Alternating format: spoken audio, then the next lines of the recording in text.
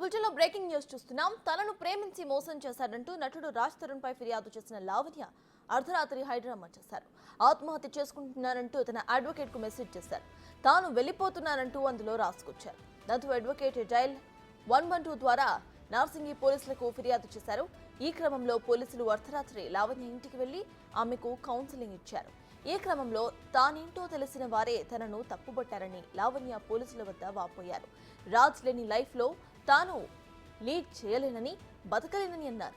అన్నీ కోల్పోయానని, అందరి వల్ల తానే మోసపోయానని చెప్పారు.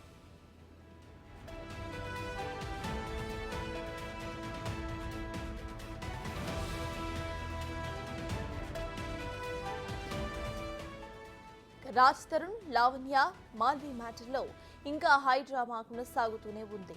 ఇప్పటికే రాజ్ తరుణ్, మాల్వి ఆమె సోదరుడిపై ఫిర్యాదులు చేసి కేసును నమోదు చేయించింది.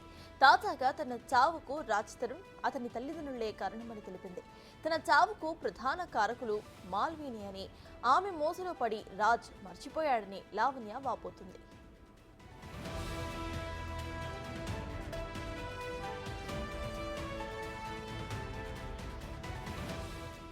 ఇదే విషయంపై పూర్తి డీటెయిల్స్ ను మా ప్రతినిధి రాణా అందిస్తారు. రాణా, చెప్పండి, ఇటు నిన్న లావణ్య సూసైడ్ కాల్స్ చేసినట్టుగా తెలుస్తోంది. ప్రెసెంట్ అప్డేట్ ఏంటి? ఒక లాయర్కి పోలీసులకి ఇద్దరికి కూడా వాట్సాప్ మెసేజ్లు లావణ్య రాసి చేసింది. దాంట్లో సారాంశం వచ్చి, hi everyone, I'm Lavanya wife of Raj Tarun అని పెట్టి, I'm sorry for everything and thank you each and everyone being there for మీ.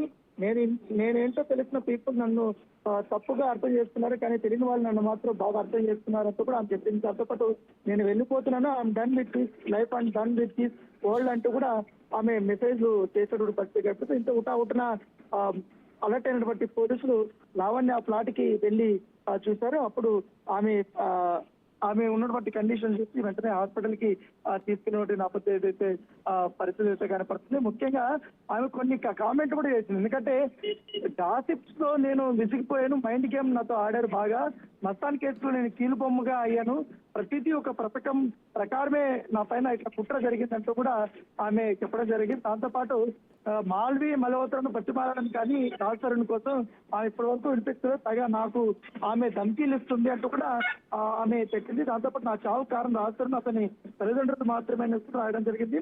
దాంతో పాటు నా చావుకు ప్రధాన కార్యక్రమాలు మాత్రం మాల్వి మల్హోత్రా అంటూ కూడా ఆమె రాయడం జరిగింది. ఎందుకంటే నాకు తినడానికి తిండి లేదంటూ ముట్టుకుంటున్న రాజ్ తరుణ్తో మాల్వి మల్హోత్రా ఉంటూ ఎంజాయ్ చేస్తుంది అంటూ కూడా ఆమె చెప్పింది. రాజ్ తరుణ్ మాల్వి మల్హోత్రా మోజులు పడి మారిపోయాడు అంటూ కూడా, నా మరణాన్ని కోరుకుంటాడు, నా చావుకి ప్రధాన కార్యకులు కూడా మాల్వి మల్హోత్రా అంటూ కూడా ఆమె రాయడం జరిగింది. దాంతో పాటు నేను ఈ లోకం విడిచి వెళ్ళిపోతున్నానంటూ డైల్ 112కి ఆమె ఫోన్ చేసి వెళ్ళడం జరిగింది. వెంటనే నార్సింగ్ పోలీసులు ఆమె నివాసానికి వెళ్లారు. వెంటనే ఆమె రక్షించి వలస సెంటర్ కి ఆమెను తీసుకెళ్ళినట్టుగా మనకు సమాచారం ఉంది.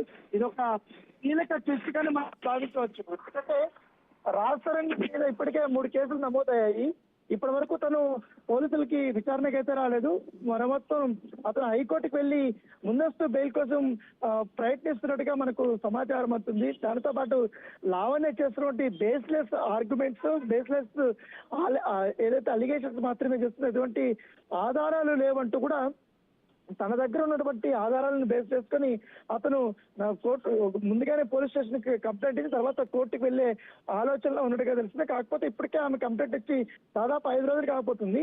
ఇప్పటి వరకు ఎటువంటి యాక్షన్ తీసుకోలేదని కూడా ఆమె ఆవేదన వ్యక్తం చేస్తున్నారు. సో అందరూ నన్ను మోసం చేస్తున్నారనే ఉద్దేశంతో నేను సూసైడ్ చేసుకుంటానంటూ కూడా రాత్రి ఆమె చేసినటువంటి పనికి ఒక్కసారిగా కూడా నార్సింగ్ పోలీసులు కూడా వెంటనే అలర్ట్ అయిపోయి వెళ్ళి రక్షించినటువంటి పని అయితే కనపడుతుంది. ప్రస్తుతం అయితే ఆమె భరోసా సెంటర్ లో ఉన్నారు. కౌన్సిలింగ్ అయితే నడుస్తుంది.